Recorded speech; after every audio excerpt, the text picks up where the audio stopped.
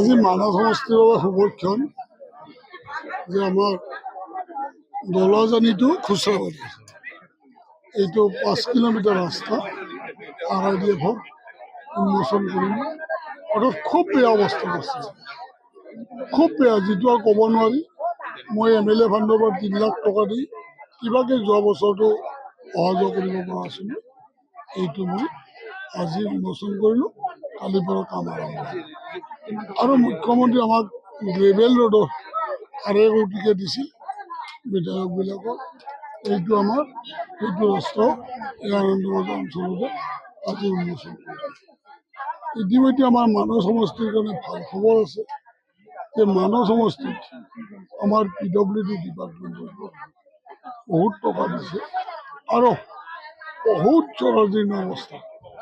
মানৱ সমষ্টি বুলি বুলিলে মানে যিটো মেইন ৰাস্তা বৰপেটাৰ লগত মানুহখিনি লিংক, নেমু খোপ উৎপন্ন হয়, তামোল পাণ উৎপন্ন হয়, মানুহখিনি কৃষিজীৱী মানুহ, গোটেই মানুহখিনি আগতে 15 মিনিটত ইয়াৰ পৰা বৰপেটাত পাইছে, 2 ঘণ্টাটো নাপায়।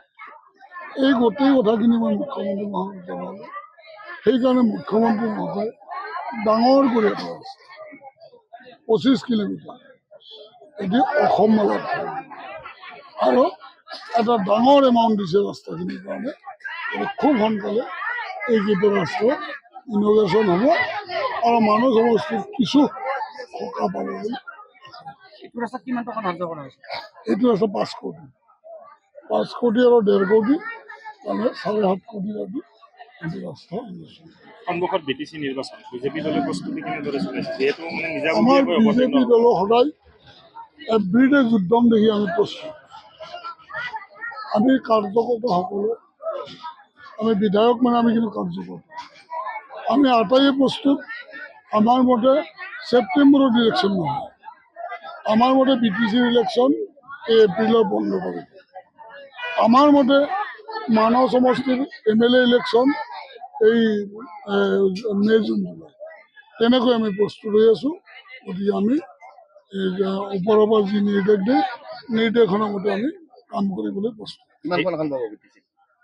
সেইটো আজিয়ে মই ক'ব নোৱাৰোঁ, কিন্তু আমি আশা কৰিছোঁ 20খনমান আসন আমি মানে বিজেপি অকলে পাব? অকলে আমি প্ৰস্তুত হৈ আছোঁ। BPF EPPLৰ কি হ'ল? খেলিব, সকলোৱে ইলেকশ্যন কৰিব, নিজে নিজকে খেলিব, যাৰ যিমান আগবাঢ়িব পাৰে, যাৰ যিমান ষ্ট্ৰেংথ আছে। গতিকে আমাৰ ষ্ট্ৰেংথটো বিজেপিত ডেইলি বাঢ়ি আছে। মানে BTCত বিজেপি এইবাৰ চৰকাৰ গঠন কৰিব, আশাবাদী আপুনি? আশাবাদী আমি।